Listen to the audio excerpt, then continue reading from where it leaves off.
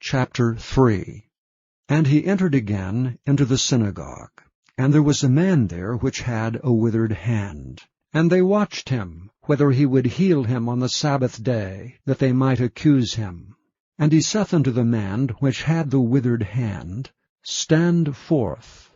And he saith unto them, Is it lawful to do good on the Sabbath days, or to do evil, to save life, or to kill? But they held their peace. And when he had looked round about on them with anger, being grieved for the hardness of their hearts, he saith unto the man, Stretch forth thine hand. And he stretched it out, and his hand was restored whole as the other.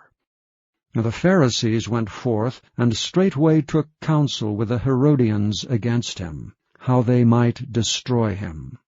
But Jesus withdrew himself with his disciples to the sea, and a great multitude from Galilee followed him, and from Judea, and from Jerusalem, and from Idumea, and from beyond Jordan, and they about Tyre and Sidon, a great multitude, when they had heard what great things he did, came unto him.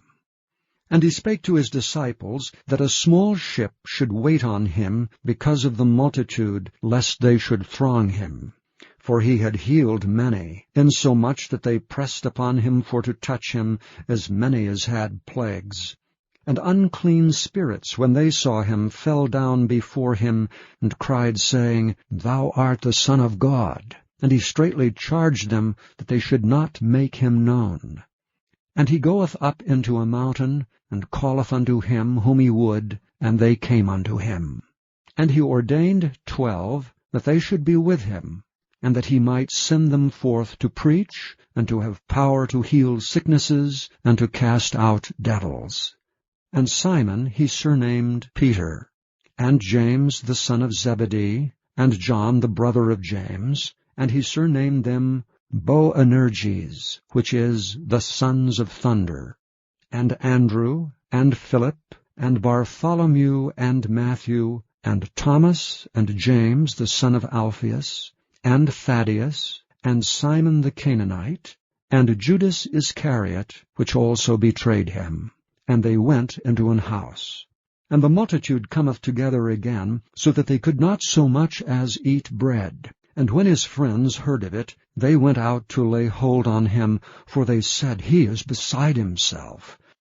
And the scribes which came down from Jerusalem said, He hath Beelzebub, and by the prince of the devils casteth he out devils. And he called them unto him, and said unto them in parables, How can Satan cast out Satan? And if a kingdom be divided against itself, that kingdom cannot stand. And if a house be divided against itself, that house cannot stand. And if Satan rise up against himself, and be divided, he cannot stand, but hath an end. No man can enter into a strong man's house, and spoil his goods, except he will first bind the strong man, and then he will spoil his house. Verily I say unto you, all sin shall be forgiven unto the sons of men, and blasphemies wherewithsoever they shall blaspheme. But he that shall blaspheme against the Holy Ghost hath never forgiveness, but is in danger of eternal damnation, because they said, He hath an unclean spirit.